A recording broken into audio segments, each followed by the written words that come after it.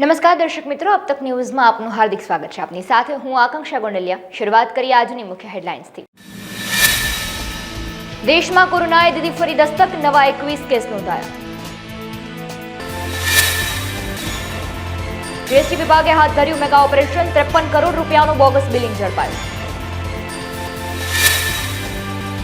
રાજકોટ બ્રોકરની ઓફિસે સેબીના દરોડા, એક વ્યક્તિની અટકાયત કરાઈ।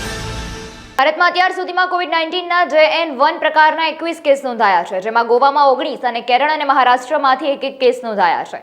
એમ નીતિ આયોગના સભ્ય આરોગ્ય વીકે પોલે બુધવારે જણાવ્યું હતું કે અત્યાર સુધી ઉપલબ્ધ વૈજ્ઞાનિક પુરાવા સૂચવે છે કે JN1 હળવા લક્ષણોનું કારણ બની રહ્યું છે અને તેથી ગભરાવાની જરૂર નથી। લગભગ 92% કોવિડ-19 દર્દીઓમાં માત્ર હળવા લક્ષણો છે અને તેઓ ઘરે સ્વસ્થ થઈ રહ્યા છે। તેમણે કહ્યું, જ્યારે ભારતમાં સક્રિય કોવિડ-19 કેસ વૈશ્વિક પરિદૃશ્યની તુલનામાં નોંધપાત્ર રીતે ઓછા છે, ત્યારે સરકારી ડેટા છેલ્લા 2 અઠવાડિયામાં સક્રિય કેસોમાં ભારે વધારો દર્શાવે છે। છેલ્લા 2 અઠવાડિયામાં કોવિડ-19 પોઝિટિવ દર્દીઓમાં 16 જેટલા મૃત્યુની પણ પુષ્ટિ થઈ છે। બુધવારે આરોગ્ય પ્રધાન મનસુખ માંડવિયાએ વિવિધ રાજ્યોના આરોગ્ય પ્રધાનો સાથે કોવિડ-19 પરિસ્થિતિનું મૂલ્યાંકન કરવા અને સર્વેલન્સ, નિયંત્રણ અને વ્યવસ્થાપન માટે જાહેર આરોગ્ય પ્રણાલીની તૈયારીઓની સમીક્ષા બેઠક યોજી હતી। ગુજરાત ડુપ્લિકેટ બાબતોમાં હવે લગભગ ચીનની સમકક્ષ પહોંચી ચૂક્યું છે। ઘી હોય કે અધિકારી, તમામ વસ્તુઓ અહીં ડુપ્લિકેટ મોટા પ્રમાણમાં બની રહી છે। બોગસ બિલિંગને ડામવા માટે સ્ટેટ જીએસટી વિભાગ એક્ટિવ થયો છે। આ અંગે હાથ ધરાયેલ એક મેગા ઓપરેશન અંતર્ગત રાજ્યની અલગ અલગ 37 પેઢીમાં દરોડા પાડવામાં આવ્યા, જેના પગલે 53 કરોડ રૂપિયાની કરચોરી ઝડપી હતી। બોગસ જીએસટી બિલિંગને ડામવા માટે ગાંધીનગરમાં સ્ટેટ જીએસટી વિભાગ દ્વારા 67 પેઢીઓ પર સર્ચ ઓપરેશન હાથ ધરાયું, જે પૈકી 37 પેઢીઓ માત્ર કાગળ પર જ હોવાનું સામે આવ્યું। અમદાવાદ 13, વડોદરામાં 8 અને સુરતમાં 7 બોગસ પેઢીઓ ઝડપાઈ। રાજકોટમાં 5, મોરબીમાં 2, જૂનાગઢ અને ગાંધીધામમાં 2 બોગસ પેઢીઓ મળી આવી। 37 પેઢીમાંથી 53 કરોડ રૂપિયાનું બોગસ બિલિંગ ઝડપાયું। જીએસટી વિભાગ દ્વારા હાલમાં ગુજરાતમાં વિવિધ સ્થળો પર એક પછી એક તબક્કાવાર દરોડા પાડી રહ્યું। રાજકોટના બ્રોકરની ઓફિસે સેબીના દરોડા પડ્યા છે। સટ્ટાની મદદથી શેરના ભાવો ઉચકવામાં આવતા હોવાની શંકાના આધારે એકની પૂછપરછ કરવામાં આવી રહી છે। ગુજરાતમાં 2 મોટા ઓપરેટરને ત્યાં સેબીના દરોડા પડ્યા છે, જેમાં શેર બજારમાં ટિપ્સના નામે ચાલતા સટ્ટાને લઈ તપાસ શરૂ થઈ છે। ત્યારે રાજકોટમાંથી એક વ્યક્તિની અટકાયત કરાઈ છે। હર્ષ રાવલ નામના શખ્સની અટકાયત કરાતા હવે ખુલાસા થશે। નક્કી કરેલી કંપની શેર ખરીદી વેચાણ કરતા હતા, તેમાં 10 રૂપિયાની શેરને 100 રૂપિયા સુધી લઈ જવાનો સટ્ટો હતો, જેમાં અલગ અલગ 100 સ્થળો પર સેબીના દરોડા પડ્યા છે। તેમાં સુરત, અમદાવાદ, વડોદરા, રાજકોટ દરોડા પડતા અન્ય રાજ્યોમાં પણ તેના પડઘા પડ્યા છે। શેર બજારમાં ટિપ્સના નામે ચાલતા સટ્ટા મામલે તપાસને લઈ દરોડા પાડવામાં આવ્યા છે। તેમાં સુરત, અમદાવાદ, વડોદરા અને રાજકોટ 100 જેટલા સ્થળે હવે સર્વે ચાલુ કરવાનું કામ શરૂ કરવામાં આવ્યું છે। અમરેલી જિલ્લામાં નકલી ઘીનો મોટો જથ્થો ઝડપાયો છે, જેને લઈ લીલિયા પોલીસ દ્વારા પીપળવા ગામ નજીક ઘીની ફેક્ટરી ચાલતી હોવાની માહિતી મળતા પોલીસ ત્રાટકી અહીં પાણીનો વોટર પ્લાન્ટ ચાલતો હતો, તેની આડમાં નકલી ઘી બનાવવાનો ગોરખ ધંધો ધમધમી રહ્યો હતો। પોલીસ દ્વારા તપાસ કરતા મોટો જથ્થો ઘી બનાવવાના સાધનો સહિત પેકિંગ કરેલા પેકેટ મળી આવ્યા હતા, જેમાં 2100 કિલો ઉપરાંતનો ઘીનો જથ્થો કબજે કર્યો, જેની કિંમત રૂપિયા 13,56,000, વનસ્પતિ તેલના 133 ડબ્બા, જેની કિંમત રૂપિયા 2,66,000, વાહન, મશીનરી, ચીજ વસ્તુ સહિત કુલ રૂપિયા 22,80,000નો મુદ્દામાલ કબજે કરી 5 આરોપી સામે લીલિયા પોલીસ સ્ટેશનમાં ગુનો નોંધી તપાસનો ધમધમાટ શરૂ કર્યો છે। અમરેલી જિલ્લાના લીલિયા પોલીસ સ્ટેશન વિસ્તારના પીપળવા ગામ ખાતે એક નકલી ઘી બનાવવાની ફેક્ટરી પકડવામાં આવી છે। એમાં 2190 કિલો જેટલા નકલી ઘી પકડવામાં આવ્યું છે, જેની કિંમત 13,56,000 થાય છે। એ જે નકલી ઘી બનાવવામાં આવતું હતું એમાં વનસ્પતિ ઘી, પામ ઓઇલ, મલાઈ વગેરે એ વસ્તુઓનો ઉપયોગ કરવામાં આવતું હતું। એ પણ જે કાચું માલ છે પકડવામાં આવ્યું છે, એની કિંમત 3 લાખ જેટલી થાય છે। ટોટલ મશીનરી, આ વનસ્પતિ ઘી અને જે નકલી ઘી છે, આ બધું મળીને કુલ 22,81,000ના મુદ્દામાલ પકડવામાં આવ્યું છે। જે નકલી ઘી અહીંયા બનાવવામાં આવતું હતું એ પીપળવા ગામમાં ભરતભાઈ વાસુરભાઈ વિંજમાની જમીન છે, ત્યાં એક અમૃત મિનરલ વોટર નામના કારખાનામાં આરઓ પ્લાન્ટની આડમાં આ જે નકલી ઘી બનાવવાનું કારખાનું છે એ ચલાવવામાં આવતું હતું અને આમાં 5 વ્યક્તિઓ વિરુદ્ધમાં ગુનો દાખલ કરવામાં આવ્યું છે। એમાં આકાશભાઈ કનુભાઈ વિંજવા અને ભરતભાઈ વાસુભાઈ વિંજવા એ મેઇન આરોપીઓ છે અને 3 જે આરોપીઓ છે ત્યાં મજૂરો હતા, જે ત્યાં કામ કરતા હતા। જે મેઇન સપ્લાય નકલી ઘીની હતી એ નાગપુર, મહારાષ્ટ્રમાં, એના સિવાય જમ્મુ કાશ્મીર અને વાપી, ગુજરાતમાં એ નકલી ઘીની સપ્લાય કરવામાં આવતી હતી। એ અમારી પાસે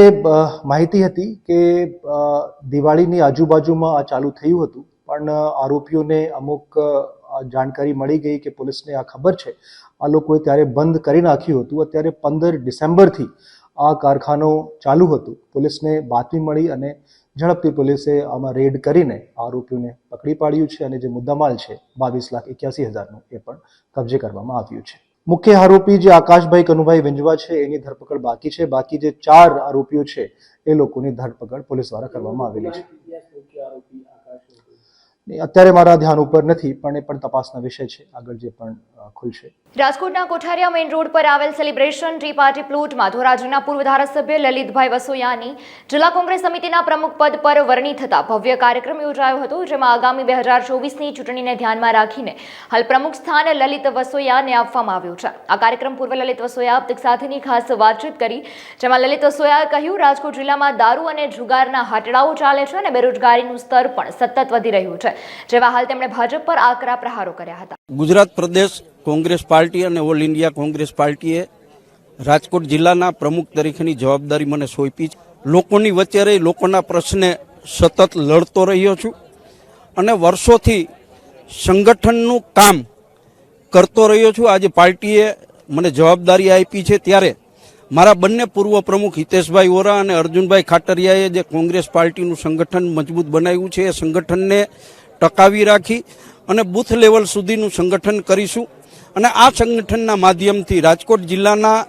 ખેડૂતોના પ્રશ્ન હોય, બેરોજગાર યુવાનોનો પ્રશ્ન હોય, મહિલાઓની સલામતીની વાત હોય કે ગુંડાગીરી સામે લડવાની વાત હોય, કોંગ્રેસ પાર્ટી આ સંગઠનના માધ્યમથી તાકાતથી આગામી દિવસોની અંદર સરકારની સામે લડશે, લોકોના પ્રશ્નો ઉજાગર કરશે અને લોકોનું દિલ જીતવા માટેનો પ્રયત્ન કરશે. ચૂંટણીમાં હાર જીત થતી હોય છે, પરંતુ અમે જે તાકાતથી લડ્યા છીએ, લોકોની અંદર જીતેલા ઉમેદવાર કરતાં હારેલાની ચર્ચા વધારે છે કે તાકાતથી લડવાવાળો માણસ છે.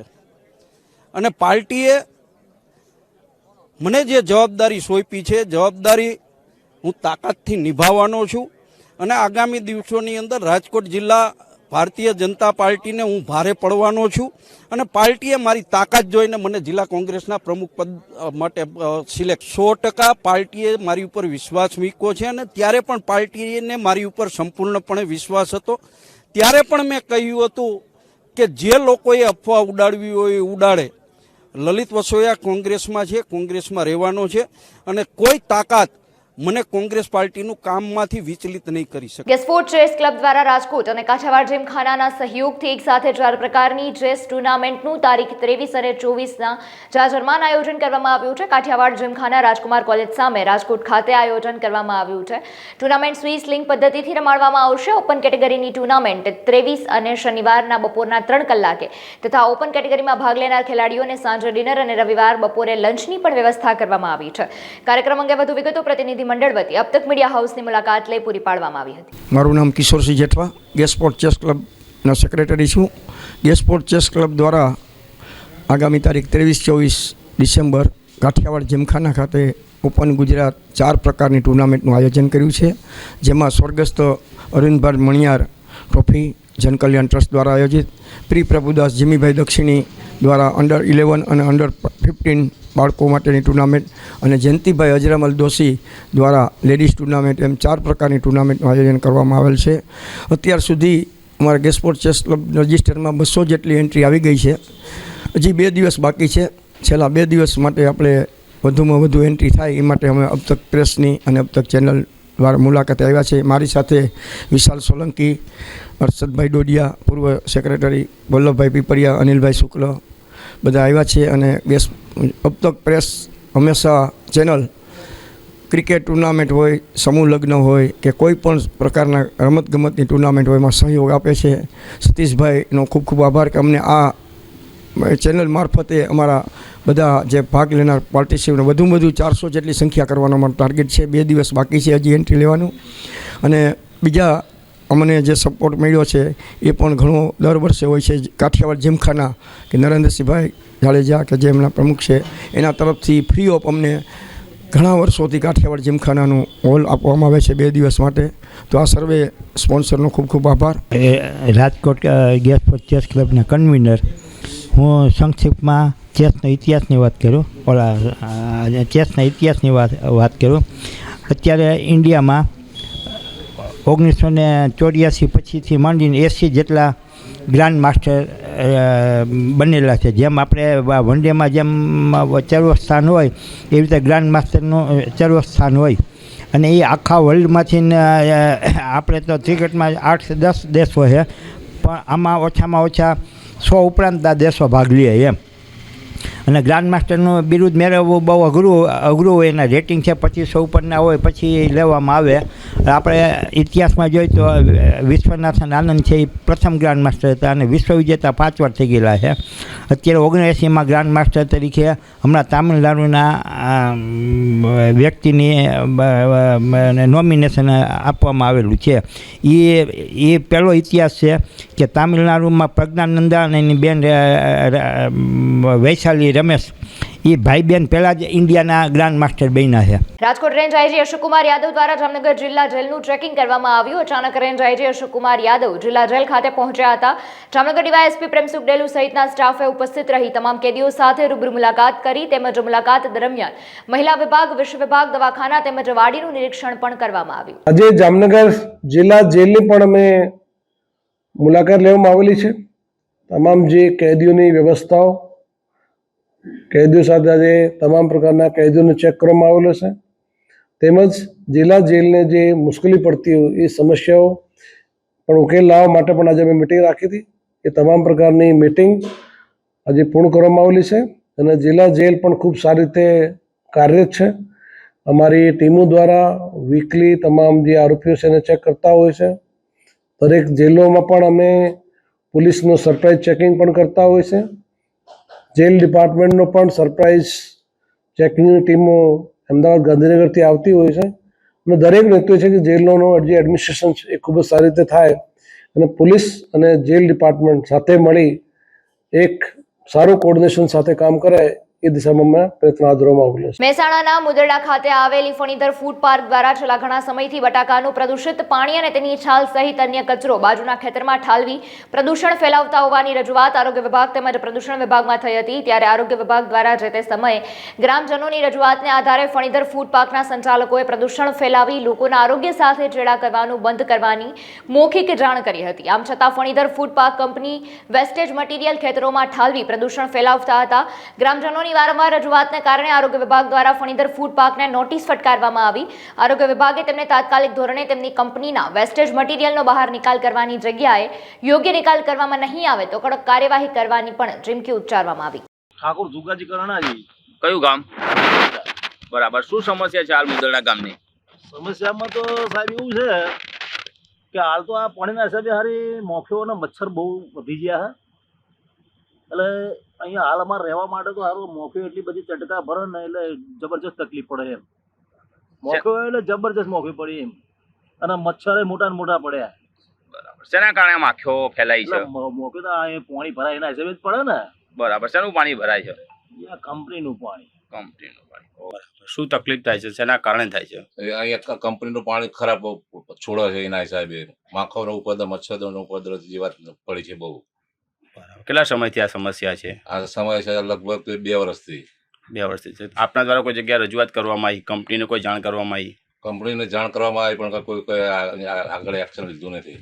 અરવલ્લીમાં જિલ્લા પંચાયત ખાતે આરોગ્ય કર્મીઓનો 11 મહિનાના કરારને લઈ રામધૂન કરી ઉગ્ર વિરોધ કરાયો. જેમાં જિલ્લાના 58 કોમ્યુનિટી હેલ્થ ઓફિસરોએ એકસાથે વિરોધ ઉઠાવતા ભારે ખળભળાટ મચી ગયો.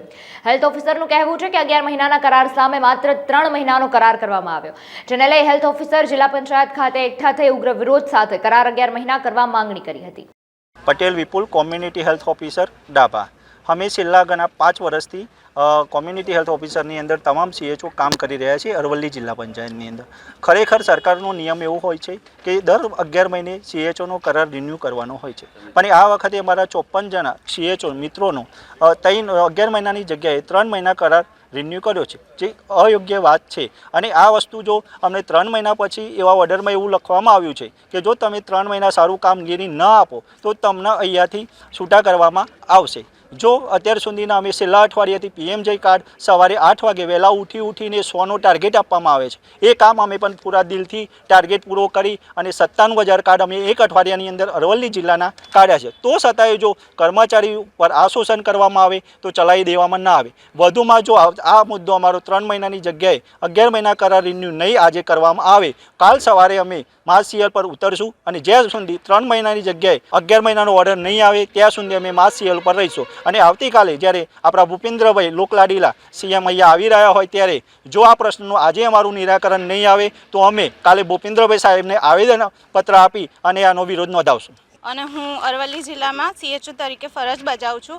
આજે અમે જિલ્લા પંચાયત ખાતે એટલા માટે આવ્યા છીએ કેમ કે અમારી 11 મહિનાનો કરારની જગ્યાએ અમારી 3 મહિનાનો કરાર કરવામાં આવ્યો છે, જે કોઈ પણ હદે યોગ્ય નથી. જ્યારે અમે CHO પૂરા દિલથી નિષ્ઠાપૂર્વક કામ કરી રહ્યા છે ત્યારે અમારા જ કામ પર પ્રશ્નો એ કરીને એ લોકોએ અમારો કરાર 3 મહિનાનો કરી દીધો છે, જે બિલકુલ યોગ્ય નથી. બાકીના લોકો કાયમી માટે એ કરે છે, જ્યારે અમે લોકો CHO NHMનો સ્ટાફ અમારું 100% આપ્યા છતાં પણ અમે અહીંયા 11 મહિનાનો કરાર રિન્યૂ કરવા માટે આવ્યા છીએ. અમારી લડત આટલી જ છે કે તમે અમારો કરાર રિન્યૂ કરો. એટલીસ્ટ અમે કામ કરીએ છીએ પૂરા દિલથી અને લગનથી કામ કરીએ છીએ, તેમ છતાં પણ આ લોકોએ આવી રીતે અમને માનસિક રીતે તોડી નાખ્યા છે, જે બહુ જ ખરાબ વાત છે એમ. એટલે અમારી સાહેબને એટલી જ વિનંતી છે કે અમારે જે આ 3 મહિનાનો તમે કરાર કર્યો છે એને 11 મહિનાનો કરો. ભલે તમે કાયમી નથી કરી શકતા પણ આ વસ્તુ યોગ્ય નથી અને આ કરો. જામનગર મહાનગરપાલિકા દ્વારા આગામી 24 ડિસેમ્બર અને રવિવારના રોજ વાઇબ્રન્ટ સમિટને શરૂ કર્યા અને 20 વર્ષ પૂર્ણ થતા મેરેથોન દોડનું ભવ્ય આયોજન કરવામાં આવ્યું. આ મેરેથોન દોડમાં કોઈપણ વય જૂથના નાગરિકો ભાગ લઈ શકશે. આ મેરેથોન દોડ પૂર્વ મહાનગરપાલિકાના કમિશનર DN મોદી દ્વારા પત્રકાર પરિષદનું આયોજન કરવામાં આવ્યું, જેમાં કમિશનરે આપેલી વિગતો મુજબ આ મેરેથોન દોડ રૂટ 5 કિલોમીટર, 10 કિલોમીટર અને 20 કિલોમીટર રહેશે, તેમજ સ્પર્ધક કોઈપણ એક રૂટ માટે જ ભાગ લઈ શકશે. વાઇબ્રન્ટ ગુજરાત સમિટ યોજાવાની બાબતને આજે 20 વર્ષના સમય થઈ રહ્યો છે, ત્યારે પ્રી વાઇબ્રન્ટ ઇવેન્ટના ભાગરૂપે ગુજરાત રાજ્યની જે અલગ અલગ એક્ટિવિટીઝ થઈ રહી છે એમાં પોતાનું યોગદાન આપવાના હેતુથી અને આ શિયાળાની સરસ ઋતુમાં લોકો પોતાના સ્વાસ્થ્યનું પણ સારું ધ્યાન રાખે એ હેતુથી જામનગર મહાનગરપાલિકા એક મેરેથોન દોડનું તારીખ 24ના રોજ સવારે 6 વાગે આપણે એક આયોજન કરવા જઈ રહ્યા છીએ.